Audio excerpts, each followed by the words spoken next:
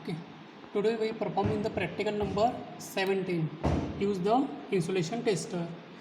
Insulation tester is nothing but the measure which is used to measure the insulation resistance of the equipment. This is the our measure. This is called as measure. Megger means insulation resistance measurement के लिए हम use करते हैं. इसका जो rating है वो 1000 volt DC voltage का रेटिंग है इसका. मतलब इसके अंदर एक जनरेटर रहता है, DC generator, which is produced DC voltage. हम जो रेजिस्टेंस मेजर करते हैं हमेशा डीसी में वोल्टेज पर ही मेजर करते हैं, क्योंकि एसी वोल्टेज पर जब मेजर करेंगे तब उसमें reactance is also add in this resistance. Okay, मतलब जब हम एसी सप्लाई देते हैं किसी भी इक्विपमेंट को तब उसमें रेजिस्टेंस और रिएक्टेंस ऐड होता है. पर जब हम ओनली डीसी सप्लाई देते हैं किसी भी इक्विपमेंट को तब only resistance which is opposes the flow of current. So that here we can use the DC supply for the measurement of resistance. And also here we use the insulation tester measure as a insulation tester which is measure the insulation resistance at 1000 volt.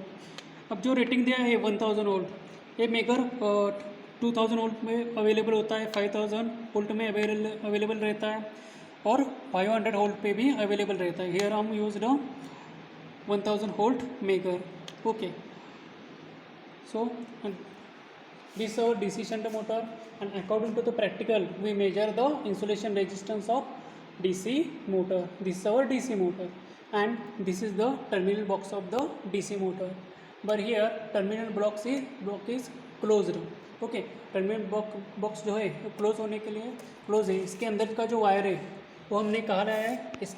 ये जो wire है हमने यहाँ से इसे shear इस wire को हमने इस कंट्रोल पैनल से कनेक्ट कर दिया है. This armature terminals brought into this control panel terminals. This is our A1 A2, that means armature terminals, and this is our field winding terminals. Okay, this is F1, this is F2, that means this is first terminal and this is second terminal of field winding, and this is A1 and this is A2, that means A1 first terminal of armature and second terminal of armature. इस case में कैसा रहता है, इसमें जैसा AC के जैसा कि कहाँ पर भी फेज दिया न्यूट्रल दिया तो चलता है AC में. डीसी में वैसा नहीं रहता. डीसी में क्या करना पड़ता है, A1 टर्मिनल को आपको फेज ही देना पड़ता है, A2 को आपको न्यूट्रल ही देना पड़ता है, अदरवाइज कनेक्शन चेंज हो जाएंगे. हमने डीसी मोटर के प्रैक्टिकल में देखा है, हमने कनेक्शन रिवर्स करके डीसी मोटर को रिवर्स रोटेशन प्रोवाइड किया था. इसलिए यहाँ पे पॉजिटिव को पॉजिटिव ही देना है और नेगेटिव को नेगेटिव ही कनेक्शन देने हैं. Now we are measure the insulation resistance by using the megger. अब इसमें हमें क्या करना है, मेगर को कनेक्ट करना है. पर मेगर को कहाँ कनेक्ट करते हैं, इंसुलेशन कहाँ पर होता है. एक तो हमें डीसी मोटर का डायग्राम है, इसमें इंसुलेशन कहाँ पर होता है, वाइंडिंग और फ्रेम के बीच में. ठीक है, तो यहाँ वाइंडिंग कहाँ पर है, एक तो फील्ड वाइंडिंग है और सेकंड होता है वो आर्मेचर वाइंडिंग होता है. ठीक है, यहाँ पे आर्मेचर नहीं दिखाया, ये जो है आर्मेचर है. आर्मेचर के कोर और वाइंडिंग के बीच में इंसुलेशन होता है. ओके, एंड फील्ड के कोर एंड फील्ड वाइंडिंग इसमें इंसुलेशन प्रोवाइड किया होता है. तो हमें उस इंसुलेशन का रेजिस्टेंस मेजर करना है.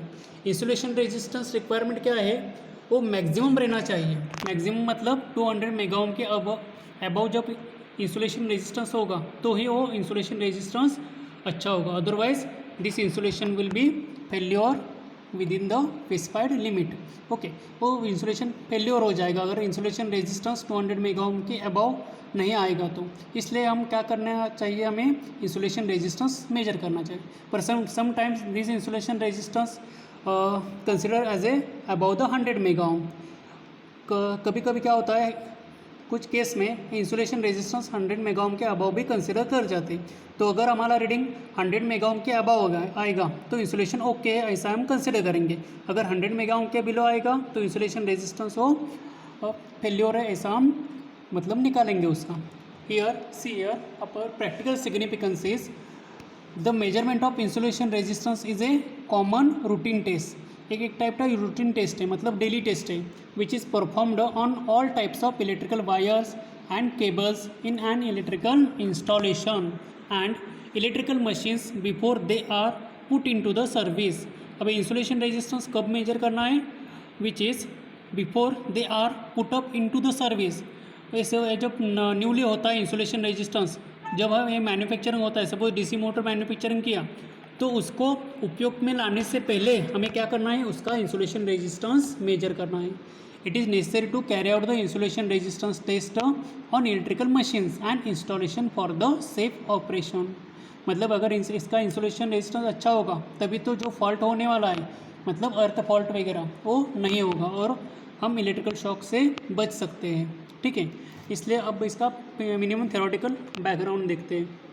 इसमें क्या लिखा है, insulation resistance between all the conductors and earth okay is measured with the help of a 500 और mega ohm meter as an insulation tester. It is desirable that the insulation resistance should be less than 1 mega ohm for the entire installation.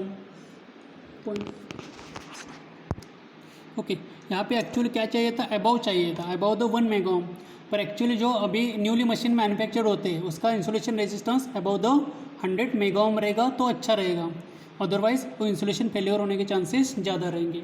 अब हम insulation resistance measure करना है, कहाँ पे major करना है, मैंने इंसुलेशन कहाँ पर ये बताया था, उसके फील्ड वाइंडिंग और मैग्नेटिक कोर में, और सेकंड आर्मेचर वाइंडिंग और आर्मेचर कोर के बीच में इंसुलेशन होगा इसका, तो हमें उसका इंसुलेशन रेजिस्टेंस मेजर करना पड़ेगा। अब हम इंसुलेशन रेजिस्टेंस को मेजर करना है तो हम 3 टाइप से मेजर करेंगे, 5 टाइप में मेजर करेंगे। एक means first is insulation resistance between shunt field winding and armature winding. Shunt field winding means क्या होता है, here this is our field windings and this is armature. Armature is inserted into the DC motor. वो जो armature रहता है वो DC motor के यहाँ अंदर रहता है, अपने DC मोटर में देखा होगा, DC मोटर कंस्ट्रक्शन में।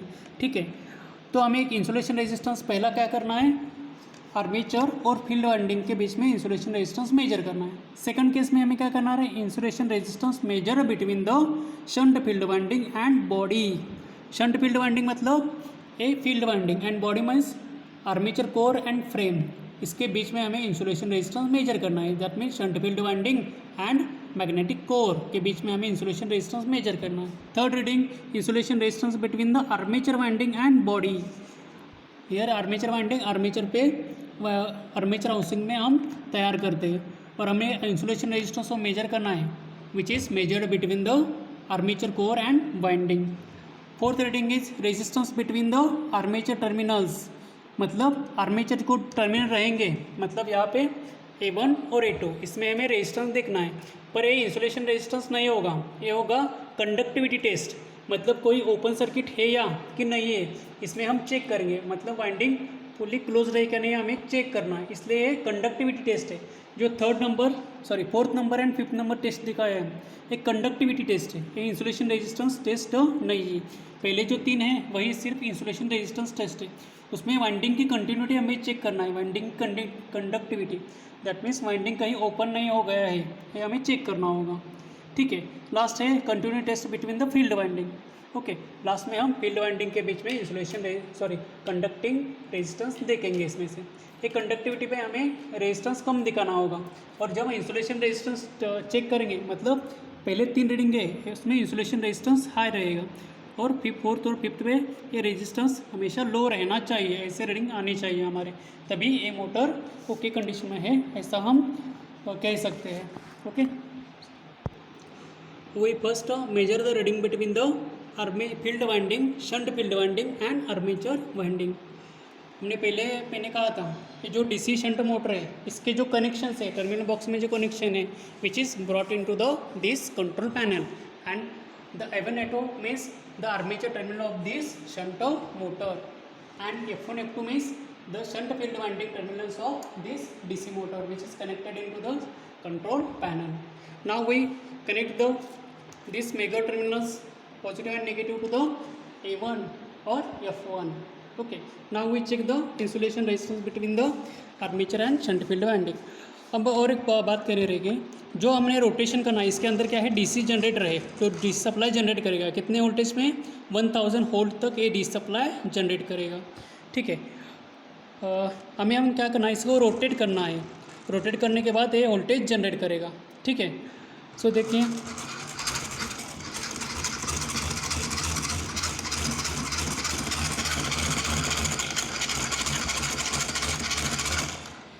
देखा आपने, इसका रेजिस्टेंस कितना है 200 मेगा ओम के अबव है, ठीक है। तो इसके लिए क्या होगा, इसका रीडिंग हमें लिखना है 200 मेगा ओम के above. So the resistance of this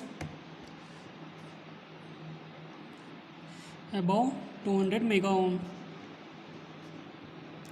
ये हम आपको कैपिटल लिखना है, स्मॉल नहीं लिखना। कैपिटल मीन्स क्या होता है, सॉरी स्मॉल मीन्स मिली में होता है, इसलिए मेगा ओम है, इसलिए हमें कैपिटल एम यहाँ पे लिखना है। Next second reading is insulation resistance between the shunt field winding and body.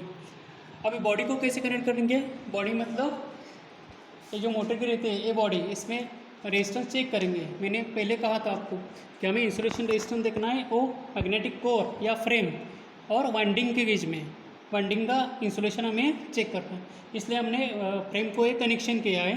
अब इसे हम कनेक्ट करेंगे।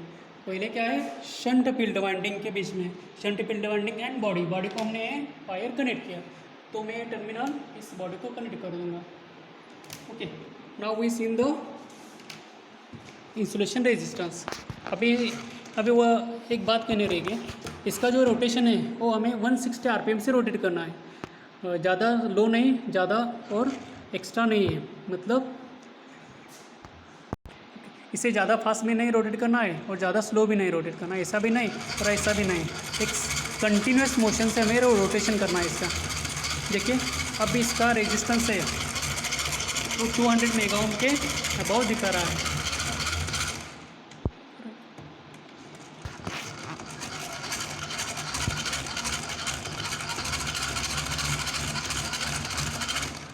देखा इसका रेजिस्टेंस कितना, अबाउ द 200 मेगा ओम, क्योंकि इसका इंसुलेशन अच्छा है, इसका इंसुलेशन।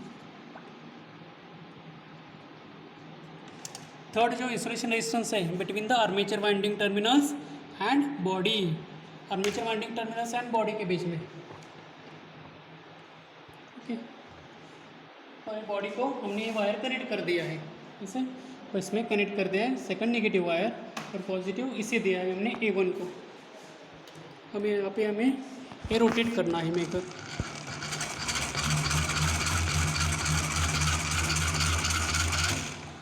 देखो यहाँ पे इसका जो रेजिस्टेंस है आर्मेचर और बॉडी का वो 20 मेगा ओम तक आ गया है।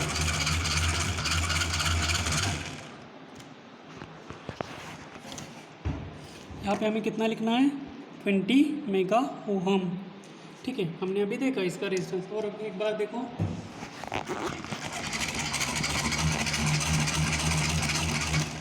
ओके, ये 20 मेगा ओम तक है, यानी इसका मतलब क्या है, इसका रेजिस्टेंस थोड़ा वीक हो गया है, हमें इसे इम्प्रूव करना पड़ेगा, इसका वार्निशिंग करना पड़ेगा, ठीक है।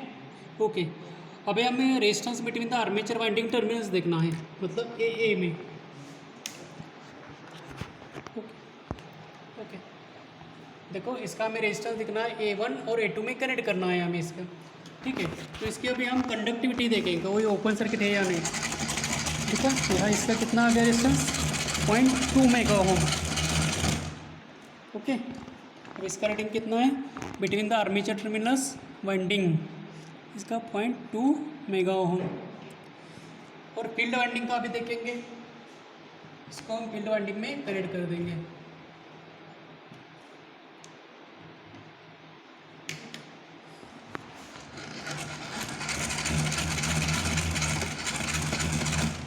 ओके, इसका भी 0.2 मेगा ओम तक आ रहा है। तो कंडक्टिविटी इन दोनों में है अभी, मतलब वाइंडिंग है वो क्लोज सर्किट है, आर्मेचर और फील्ड वाइंडिंग दोनों ओके कंडीशन में है। सिर्फ जो insulation resistance between the armature winding and body है वो थोड़ा कम हो गया है, उसको वार्निशिंग करना पड़ेगा, तभी इसका इंसुलेशन रेजिस्टेंस इंप्रूव हो जाएगा। ओके, और practical will be completed. Result, interpretation of result and conclusion you write down in your own words. Okay, ठीक है, थैंक यू।